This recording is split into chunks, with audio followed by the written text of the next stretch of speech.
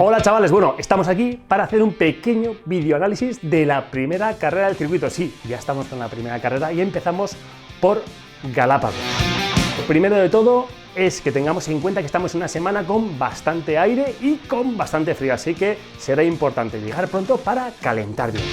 Bueno, salida puntual a las 9 de la mañana y los dos primeros kilómetros son dos rectas de 1 kilómetro, ¿de acuerdo? Así que tendréis la amplitud también y la distancia necesaria para salir rápido, pero bueno, cuidado, que es la primera carrera y son los primeros kilómetros.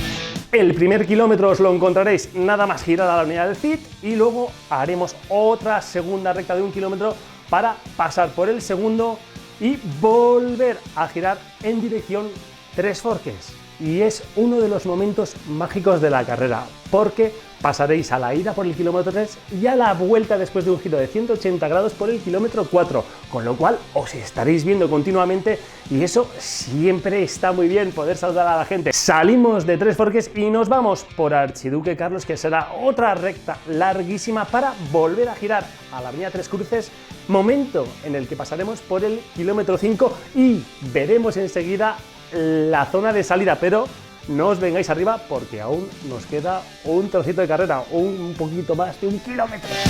Y será en esa recta del kilómetro 5 al 6 que pasaremos por la salida, llegaremos a la rotonda y haremos un pequeño retranqueo y sí, en ese momento que quedarán unos 600 metros podéis apretar porque ya pasaremos por el kilómetro 6, volveremos a girar en Tres Cruces y sí, ya veréis el arco de meta. Bueno, a grosso modo, este ha sido un poquito el análisis de esta primera carrera de circuito. Galápagos este domingo a las 9 y sobre todo, recordad que nunca correréis solos.